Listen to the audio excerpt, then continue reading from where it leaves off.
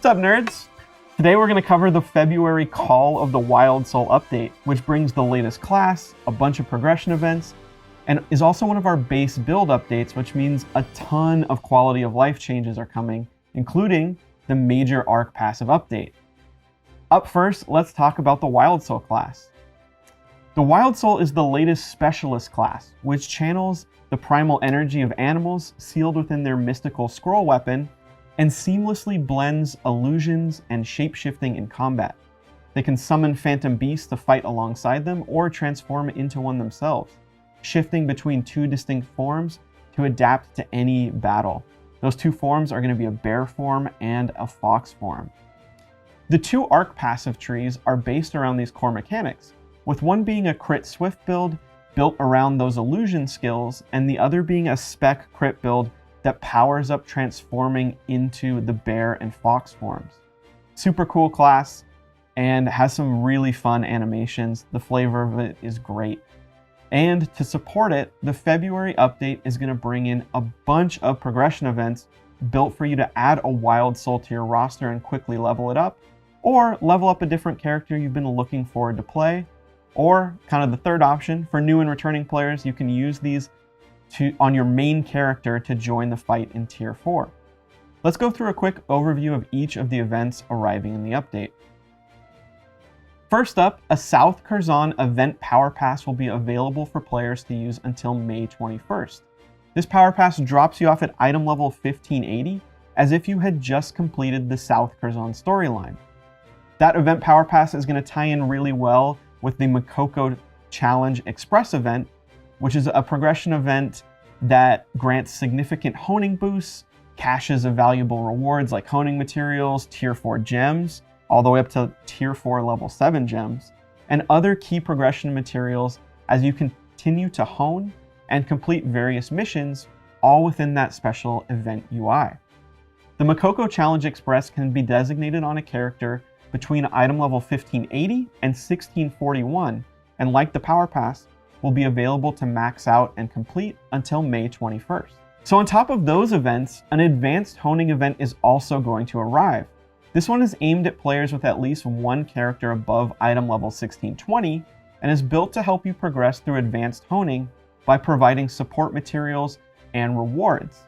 We added this event on top of the Makoko Challenge Express so that you could have some customization in case there were other characters on your roster that you wanted some help advanced honing, or you can still choose to focus all of these events on one character to really boost it up there. Along with that trio of progression events, we're bringing back two other events packed with additional rewards, the Makoko Bootcamp and Event Guardian Raids. Let's quickly touch on Event Guardian Raids. Those have been in the game a few times, but if you need a refresher, you can battle different Guardians once a day per character to earn event coins, or earn them by participating in daily activities. There's going to be a new event shop with a bunch of the classic progression materials that you've come to expect in those kind of month-over-month events, and those are going to be available until April 23rd. The final event, to help further teach players the ropes or brush up on rusty raiding skills, we're bringing back the Makoko Bootcamp event until May 21st. Community feedback coming out of the event's debut was extremely helpful, and something we will continue to look at coming out of this second iteration of the event. We're looking to turn this into a longer-term solution and make this event a permanent system in the game, but we weren't ready to roll out those changes in time for the Wildsoul release and the accompanying progression events. So this version of the Makoko Bootcamp will include players who had not logged in with the last 60 days, or who created a new account within the last 60 days, and who are under item level 1670. This event is going to have some updated and refreshed rewards, and we're going to continue to monitor the in-game data and player feedback on our path to making this a more permanent system. To quickly touch on store updates, there's going to be a bunch of new items to support the launch of the Wildsoul, with new packs, launch cosmetics for the class, and the addition of their legendary skins.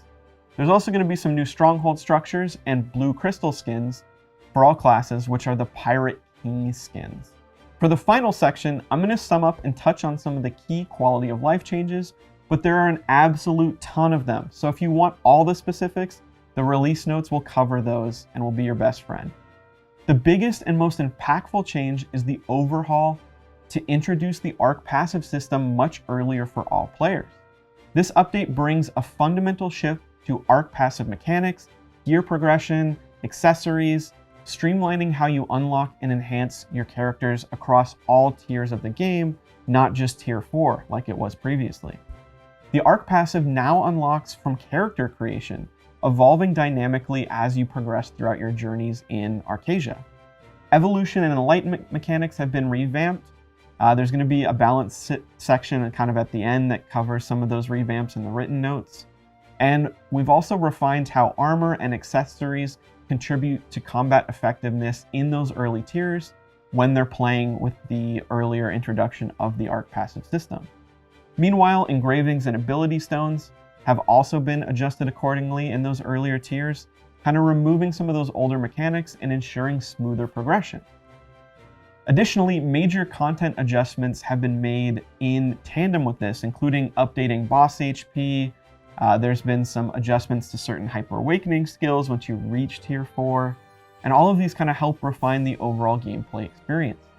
These changes aim to reduce complexity, unify gear progression, and enhance accessibility, allowing players to focus more on combat mastery and customization in a smooth way as they progress from tier to tier. All of the nitty-gritty point adjustments about how many enlightenment points are on certain armors in tier 3, and when you can activate certain engravings, it's super in-depth, and all of that is detailed out in the written release notes. On top of that, there are some other quality of life changes arriving that we know players were looking forward to, such as the option to combine damage numbers from an attack into a single number, really helpful for visualizing how much damage multi-hit skills deal. There's also a small balance patch, like I mentioned earlier, largely focused around Ark Passive updates to ensure that you can ease into the system earlier, and all of those balance numbers and changes can be found at the bottom of the written release notes. So those are going to be the highlights of the Call of the Wildsoul update. I personally can't wait. I love when we get the new events in the game, and I can't wait to try out the new class. To end with a community question, I'd love to know what class you're excited to use these progression events on, and if it's a Wildsoul, which version you plan to try out first. For me, I'm going to go with the spec transformation build. That's where I'm going to start off. I think the bear and the fox look really fun, and I don't have any transformation classes in my main 6 right now. Another quick note before we wrap up, we're definitely going to continue to do patch notes with Henry for major updates heading forward, but as we catch up to a lot of the content in Korea, there's going to be some lighter months. And as you probably saw on the roadmap, in March there will be some updates, but a major focus of it is going to be the Music Box of Memories. So don't be too surprised if you don't hear from me until the next continent or raid release, well, apart from the roadmap video that should be coming out sometime next month. As always, thanks for your continued support, passion, and feedback.